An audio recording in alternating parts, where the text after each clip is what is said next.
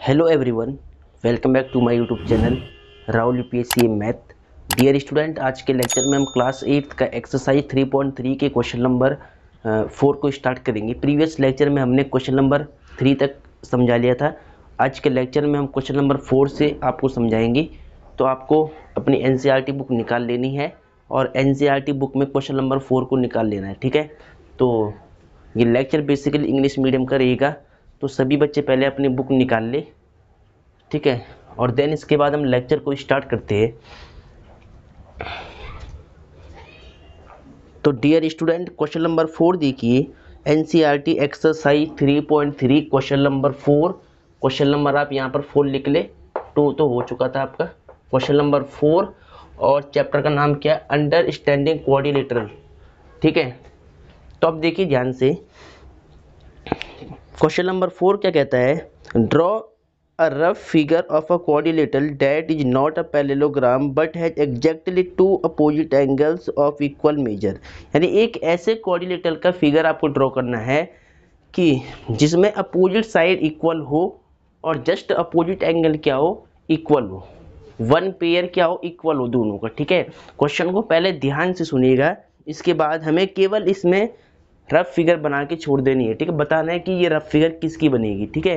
तो पहले क्वेश्चन को देखिए, draw a rough figure of a quadrilateral this is not a parallelogram but has exactly two opposite angles of equal measure. मतलब एक ऐसे quadrilateral का फिगर आपको ड्रॉ करना है जो पैरेललोग्राम नहीं है, ठीक है। जो पैरेललोग्राम नहीं है बट उसके अपोजिट एंगल का जो पेयर है वो इक्वल होना चाहिए। क्वेश्चन में क्या कहता है कि एक ऐसा क्वाड्रिलेटरल आपको ड्रॉ करना है जो पैरेललोग्राम नहीं है बट उसके अपोजिट एंगल के जो मतलब पेयर है वो इक्वल होनी चाहिए, ठीक है। तो अब देखिए ध्यान से, क्वेश्चन नंबर 4 है एक्सरसाइज 3.3 का। तो अब देखिए, एक रफ फिगर हमें ड्रॉ करनी है यहाँ पर। तो सपोज एक रफ फिगर मैं यहाँ पर ड्रॉ कर लेता हूँ। देखिए वो रफ फिगर क्या होती है? जिसमें अपोजिट साइड तो इक्वल होती है बट इसमें एक अपोजिट एंगल का पेयर भी इक्वल होता है। उस फिगर का नाम होता है काइट। क्या बोलते हैं इसको? काइट, ठीक है। देखिए काइट में क्या होता है कि अपोजिट एंगल का जो मेजरमेंट होता है, यानी जो अपोजिट एंगल होते हैं केवल ही वन पेयर, यानी ये एंगल और ये एंगल आपस में इक्वल होता है, ठीक है, काइट में। और ये अपोजिट साइड देखिए, ये साइड इसके इक्वल होती है और ये साइड इसके इक्वल होती है। तो इस बात का आपको ध्यान रखना है। और ये पैरेललोग्राम नहीं है बट ये एक क्वाड्रिलेटरल है, इस बात का आपको ध्यान रखना है। तो यहाँ पर आप नेम रख सकते हैं A B C and D, ठीक है। तो क्वेश्चन आप समझ गए होंगे कि इसमें हमें बेसिकली करना क्या है, ठीक है। तो ये क्वेश्चन समझ में आ गया होगा, ठीक है। तो ये फिगर आपने यहाँ पे ड्रॉ कर लिया है। ये एक ऐसा क्वाड्रिलेटरल है जो पैरेललोग्राम नहीं है बट इसके अपोजिट एंगल के जो पेयर होते हैं ना, ये एंगल इसके इक्वल होता है और ये एंगल भी इक्वल हो जाता है, ठीक है। तो आपको ध्यान क्या रखना है, काइट एक ऐसा क्वाड्रिलेटरल है जो पैरेललोग्राम नहीं है बट ये एक क्वाड्रिलेटरल है और इसमें अपोजिट एंगल के जो पेयर होते हैं वो इक्वल होते हैं। ये साइड इसके इक्वल होती है, ये साइड इसके इक्वल होती है। तो ये ऐसे फिगर आपको ड्रॉ कर लेना है। काइट में ही क्या होता है, काइट में ही इसने कहा था ना कि not a parallelogram but has exactly two opposite angles of equal measure, ठीक है। टू अपोजिट एंगल देखिए, ये एंगल और ये एंगल इक्वल होते हैं और ये साइड इसके इक्वल, ये साइड इसके इक्वल। तो ये इसका फिगर आपको ड्रॉ कर देना है काइट का। तो क्वेश्चन नंबर 4 की जो सॉल्यूशन में आपको क्या लिखना है, काइट का एक फिगर ड्रॉ कर देना है, ठीक है। तो ये आपका आंसर हो जाएगा। चलो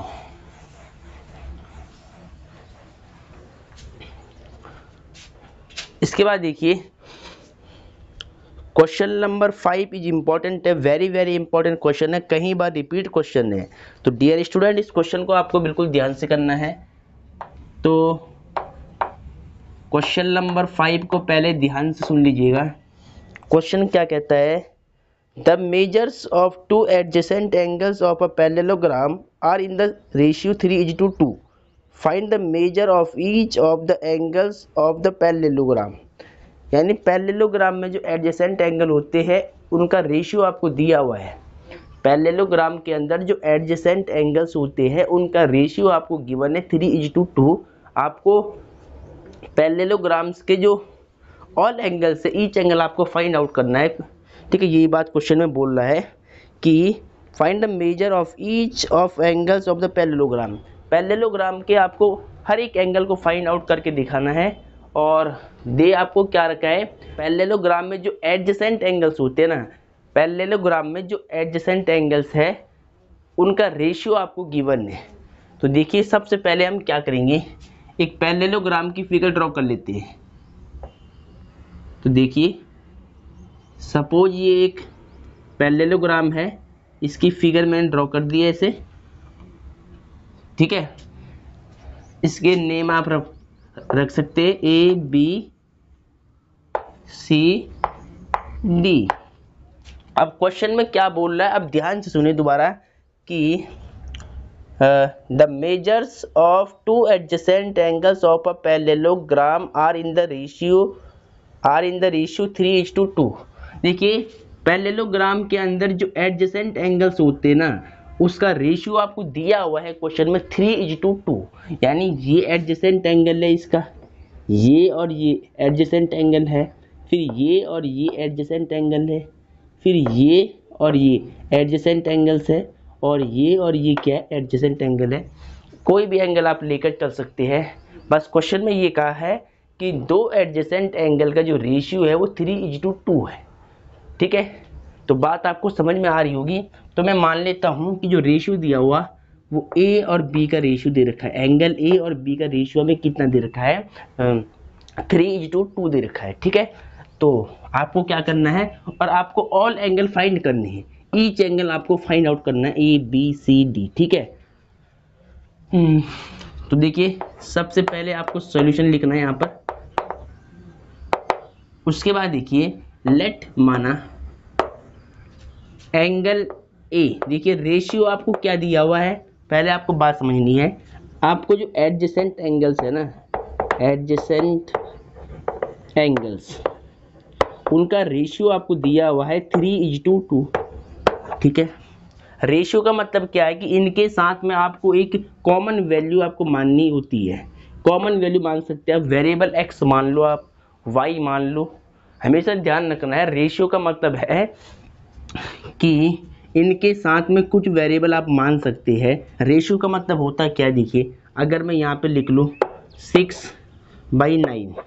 ठीक है तो इस नंबर में देखिए, अगर इस नंबर को मैं कट करता हूँ यहाँ पर, 3 2 जा 6 और 3 3 जा 9, तो यानी यहाँ पर देखिए ये नंबर जो मतलब कट रहा है ना, जो ये नंबर आपस में कट रहे हैं, इनको मानेंगे हम एक वैल्यू, मतलब कॉमन वैल्यू एक्स वेरिएबल। ठीक है, जैसे कि मान ली कहीं पे 10 इंटू में 20 लिखा हुआ है, फिर 20 इंटू में 40 लिखा हुआ। देखिए तो जो ये सेम वैल्यू है ना, कॉमन वैल्यू दोनों में कॉमन रेशियो है जो आपस में कट जाता है, इसको मानते हैं हम x, कि इससे ये आपस में कट हो जाएगा, 10/40 बच जाएगा। फिर दोबारा अगर आप इसमें 20/20 की मल्टीप्लाई करते हो तो फिर ये नंबर मिल जाएगा पूरा। ठीक है, यानी जो सेम नंबर रहता है ना, जो डिवाइड की टाइम कट जाता है, उसको हम x बोलते हैं, कॉमन रेशियो मान लेते हैं। तो रेशियो अगर दिए रखा है तो इसका मतलब जो इसके साथ में कॉमन वैल्यू होगी वो आपको x वेरिएबल लेकर चलना है, इसको आप ध्यान रखना है। ठीक है इसको आपको ध्यान रखना है कि हमें करना क्या है। देखिए आपको इतना फालतू कुछ नहीं करना है। रेशियो वाले क्वेश्चन जब भी दिखेंगे तो सीधा आपको इसके साथ में x वेरिएबल मान के चलना है इसे। ठीक है, दोनों के साथ में सेम वेरिएबल मानना है, बस आपका काम हो जाएगा। तो लेट एंगल जो ए, देखिए इसका रेशियो दिया हुआ था मुझे एडजेसेंट एंगल का, इसका और इसका रेशियो था 3:2। तो मैं क्या करूँगा, एंगल ए पर क्या करूँगा, इस 3 के साथ में x मान लूँगा ऐसे। तो यानी एंगल ए इक्वल टू कितना हो जाएगा, 3x। एंड एंगल बी कितना होगा, बाद वाला एंगल 2 दे रखा है। इसके साथ हम रेशियो के लिए, मतलब इसमें कॉमन रेशियो हम x मान के चलते हैं, ये आपको ध्यान रखना होता है, ठीक है। चलो इतनी बात आपको समझ में आ गई होगी। तो अब आगे देखिए, अब आपको क्या पता है कि अगर ये पैरेललोग्राम है और एंगल ए और एंगल बी एडजेसेंट एंगल है तो इनका सम कितना होगा, 180 डिग्री होगा, क्योंकि ये साइड और ये साइड आपस में पैरेलल होती है। अगर ये पैरेलल साइड है तो ये मान लो यहाँ पे ट्रांसवर्सल है, तो ये एंगल को इंटीरियर एंगल है, ठीक है। रीजन में आप क्या लिख सकते हैं कि सम of co-interior angle A और एंगल बी का सम कितना होगा, 180 होगा। अगर आपको ये नहीं लिखना तो आप ये भी लिख सकते हैं, the adjacent angles of a parallelogram are supplementary, या तो वो लिख ले या तो आप ये लिख ले सम ऑफ को इंटीरियर एंगल, कुछ भी लिख सकते हैं, ठीक है। तो देखिए मैं सिंपल यहाँ पे लिखता हूँ, since angle A plus angle B, ठीक है, एंगल ए एंगल बी, इनका सम कितना होगा, 180 डिग्री होगा। रीजन आपको प्रॉपर लिखना है, मैं लिख लेता हूँ, सम of co-interior angle, sum of co-interior angle, क्या लिखना है, sum of co-interior angle.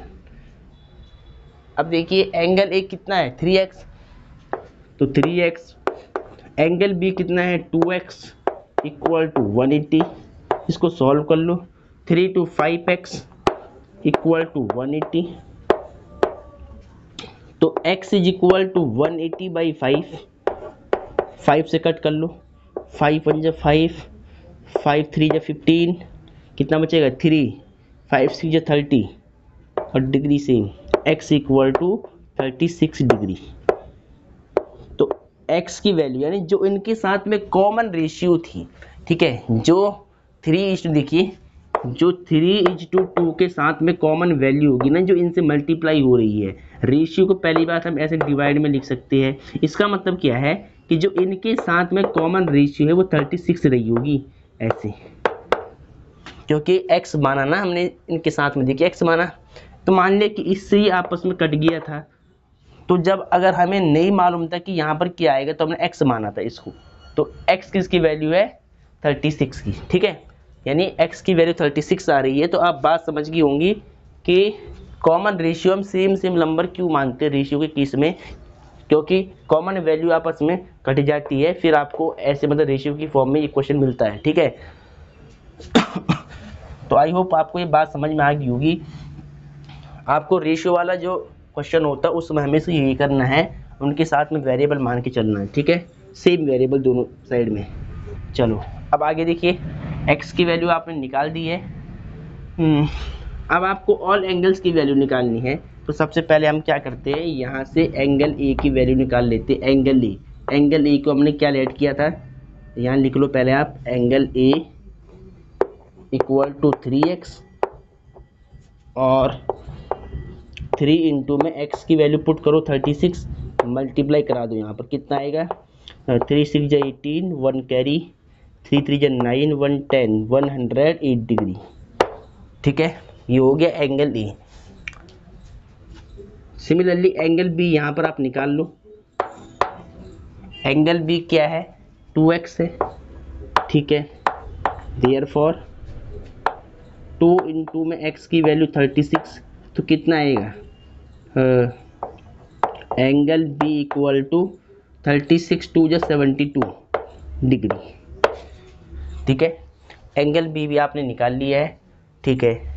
अब देखिए एंगल सी एंगल डी आपको निकालना है, तो देखिए ये आप इजीली निकाल सकते हैं अब, क्योंकि एंगल ए आपने निकाल दिया। देखिए एंगल ए कितना है, 108 है, ठीक है, तो यहाँ पर आप पहले 3x और 2x लिख सकते थे, क्योंकि यहाँ पर मैंने 3x और 2x माना था, ठीक है। अब देखिए एंगल ए की वैल्यू आपने कितनी निकाली है, एंगल ए की वैल्यू 108 निकाली है, यानी 180 आपने निकाली है, यहाँ आप लिख सकते हैं, ठीक है। अब देखिए एंगल ए इक्वल होता है एंगल सी के, ठीक है, रीजन क्या रहता है कि the opposite angle of a parallelogram are equal, ठीक है, पैरेललोग्राम के अपोजिट एंगल इक्वल होते हैं। अगर ये 108 है तो ये भी 108 होगा, अगर ये 72 है एंगल बी, तो एंगल डी भी क्या होगा 72 होगा। अपोजिट एंगल इक्वल होते पैरेललोग्राम की प्रॉपर्टी कहती है, ठीक है। तो आपको यहाँ पे क्या लिखना है कि since angle A equal to angle C, और रीजन क्या रखना है कि द अपोजिट एंगल्स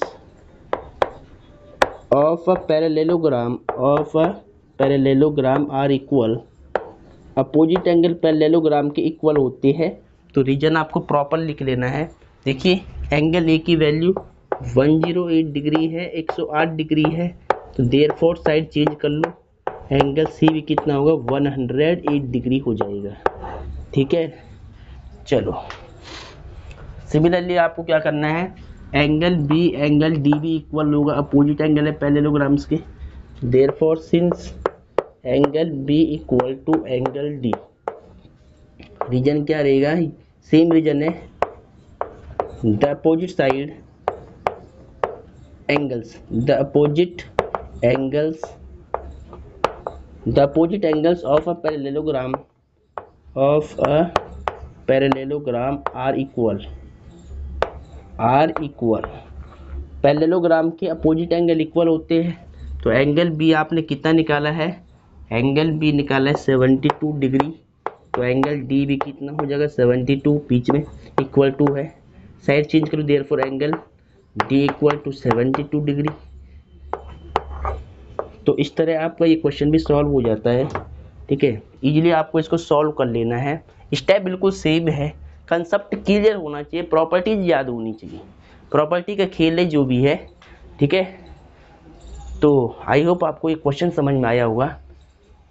तो डियर स्टूडेंट पहले आप इसको नोट कर ले बिल्कुल सही से, क्वेश्चन इंपॉर्टेंट है, यहाँ लिख लिया आप, very very very very very important question है, कई सालों के एग्जाम में रिपीट है, ठीक है। तो इसको पहले आप लिख ले। तो डियर स्टूडेंट आपने नोट कर लिया होगा, अब आगे चलते हैं,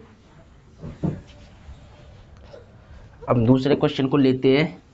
ये क्वेश्चन सारे इंपॉर्टेंट है, इसके बाद जितने भी क्वेश्चन आने वाले हैं सारे क्वेश्चन इंपॉर्टेंट है, ठीक है। आपको रिपीट करना है, प्रैक्टिस करना है, तभी आपको समझ में आ पाएगा, प्रैक्टिस करने से आपको खुद को स्वयं को समझ में आएगा, ठीक है। तो मैं यहाँ पर बिल्कुल सीक्वेंस में समझाने की कोशिश करूँगा, एक एक स्टेप, ताकि आपको बात क्लियर समझ में आ जाए। चलो देखिए, इसके बाद देखिए क्वेश्चन नंबर 5 हो गया, क्वेश्चन नंबर 6 को ध्यान से देखिए, क्वेश्चन 6 भी सेम इसी प्रकार है।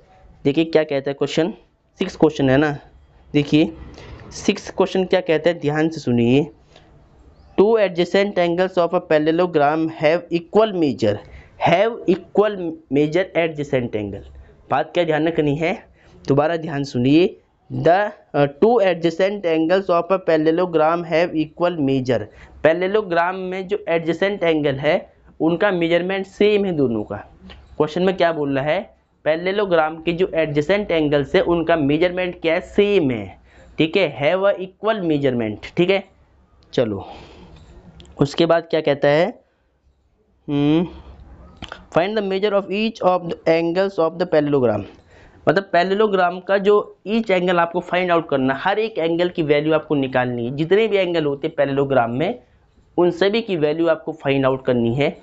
और क्वेश्चन में बोल क्या रहा है कि जो टू एडजेसेंट एंगल्स है पैरेललोग्राम के वो सेम है, ठीक है। मान लिया अगर एक x है तो दूसरा भी x है, मान लिया अगर एक 2x है तो दूसरा भी 2x है, यानी रेशियो क्या है, दोनों का सेम रेशियो है, ठीक है। मतलब सेम दोनों एंगल का जो मेजरमेंट है वो इक्वल है, ठीक है। दोबारा सुन लो एक बार ध्यान से, देखिए लिखा है साफ साफ कि to adjacent angles of a parallelogram have equal measure, यानी एडजेसेंट एंगल का जो मेजरमेंट है वो इक्वल है दोनों का, ठीक है। तो देखिए सबसे पहले आपको बात समझ में आएगी।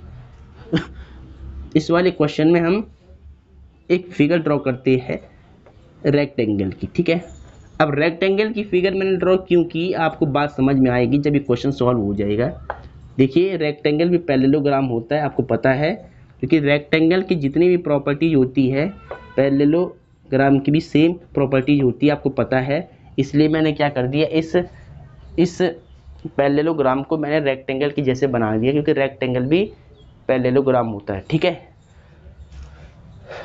तो देखिए यहाँ पे क्वेश्चन नंबर 5 हो गया। 6 देखिए आप, यहाँ पर क्वेश्चन नंबर 6 है, ये भी इम्पोर्टेंट क्वेश्चन है, ये भी आपको ध्यान रखना है। देखिए, ठीक है, अब यहाँ आप नेम रख सकते A B C D। ठीक है, तो अब देखिए क्वेश्चन को सुनिए पहले ध्यान से, क्या कहता है क्वेश्चन कि क्वेश्चन नंबर 6 से एक बार मैं रोटेशन लॉक कर देता हूँ पहले। चलो अब ध्यान सुनिए। To adjacent angles of a parallelogram have equal measure, यानी पैरेललोग्राम के जो एडजेसेंट एंगल्स है ना, उनका मेजरमेंट इक्वल है।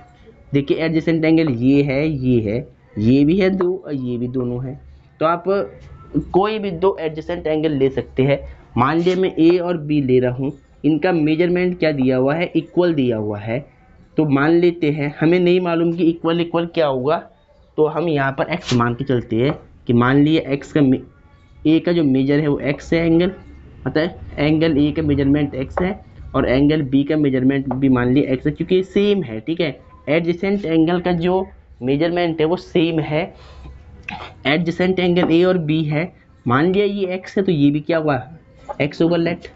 ठीक है, तो आपको यहाँ पर क्या करना है, सॉल्यूशन लिख लेना है, और सॉल्यूशन के बाद लेट के बाद आपको क्या लिखना है कि angle A x and angle B x. अब दोनों को एक्स क्यों माना, क्योंकि क्वेश्चन में बोला है कि एडजेसेंट एंगल का जो मेजरमेंट है वो इक्वल है। ठीक है, तो यानी अगर ये एक्स मान लिया है मैंने, तो ये भी क्या हुआ, एक्स हो जाएगा। ठीक है, इसके बाद देखिए दोनों एडजेसेंट एंगल है ए और बी, इनका सम 180 होगा, और रीजन क्या रहेगा, sum of co-interior angle. तो since angle A plus angle B equal to 180 degree, reason आपको मालूम है, sum of co-interior angle, sum of co-interior angle. ठीक है, अब देखिए ध्यान से, एंगल ए कितना है, एक्स, एंगल बी भी कितना है, x equal to 180, 2x equal to 180, यानी x इक्वल टू 180/2, 2 से कट करो, 2 1 2, 2 9 18, 0 की 0, x इक्वल टू 90 डिग्री। ठीक है, अब देखिए x इक्वल टू 90 डिग्री, मैंने क्या कर दिया, x की वैल्यू कितनी निकाल दी, 90 निकाल दी। इसीलिए देखिए अब x की वैल्यू 90 है, तो मैंने पहले इस फिगर को रेक्टेंगल की जैसे क्यों बनाया, क्योंकि मुझे मालूम था कि यहाँ पर x की वैल्यू कितनी आने वाली है, 90 आने वाली है। इसीलिए देखिए रेक्टेंगल भी क्या होता है, पैरेललोग्राम होता है, क्योंकि जो रेक्टेंगल की प्रॉपर्टीज होती है वही सेम प्रॉपर्टीज पैरेललोग्राम की होती है, इसीलिए मैंने इसको ऐसे बना दिया था। अब देखिए x की वैल्यू 90 है, अगर ये 90 होगा तो ये भी 90 होगा, because opposite angle of a parallelogram are equal. अगर ये बी, देखिए ये भी x सेम है, अगर ये 90 तो ये भी 90, क्योंकि ये आपस में सेम इक्वल मेजरमेंट के थे। अब b 90 हो गया तो d भी 90 हो जाएगा, because opposite angle of a parallelogram are equal. ठीक है, तो ये 90, ये भी 90 हो जाएगा तब। ठीक है, और ये भी 90 हो जाएगा। तो देखिए आपको यहाँ पे लिखना है क्या है, इसके बाद आपको यहाँ पे लिखना है, since angle A equal to x था, तो एंगल ए की वैल्यू 90 डिग्री हो गया, एंगल बी भी एक्स था तो एंगल बी की वैल्यू भी 90 हो गया। और फिर इसके बाद यहाँ से देखिए एंगल ए इक्वल होगा एंगल सी के, रीजन क्या रखना है, द अपोजिट साइड नहीं angle, sorry angles, the opposite angles of a parallelogram are equal. Parallelogram के जो एंगल्स होते हैं डियर स्टूडेंट वो इक्वल होते हैं, अपोजिट एंगल इक्वल होते हैं, तो angle A equal to angle C हो जाएगा। एंगल ए की वैल्यू कितनी निकाली है, 90, तो यहाँ 90 पुट कर ले, साइड चेंज कर ले, एंगल सी कितना आएगा 90, ठीक है। सिमिलरली इसी प्रकार देखिए एंगल बी इक्वल होगा एंगल डी के, रीजन क्या रहेगा, सेम रीजन है। द अपोजिट एंगल्स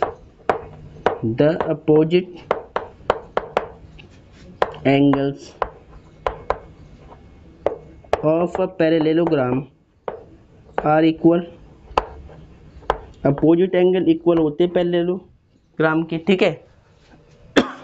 तो जब अपोजिट एंगल इक्वल होते हैं तो एंगल बी आपने कितना निकाला 90 है, एंगल डी भी 90 हो जाएगा, साइड चेंज करो, it means that angle D equal to 90, ठीक है। तो देखिए ईच एंगल आपसे पूछ रहा था फाइंड आउट करने के लिए, तो angle A 90, angle B 90, angle C 90, angle D 90। इसका ये मतलब है कि जो ये फिगर है ये रेक्टेंगल की होगी, यानी जो ये पैरेललोग्राम होगा ये रेक्टेंगल की शेप का होगा, ठीक है। ठीक है, बात आप समझ गए कि जो ये पैरेललोग्राम होगा वो रेक्टेंगल की शेप का होगा, क्योंकि इसका ईच एंगल कितना है, इसका ईच एंगल 90 है, तो इसीलिए यह एक रेक्टेंगल है, ठीक है। आपको केवल एंगल फाइंड आउट करने थे, तो आपने ए बी सी डी की वैल्यू आपने निकाल दी है, ये आपका आंसर हो गया। आई होप आपको ये क्वेश्चन समझ में आ गया होगा, इसको पहले नोट कर ले आप।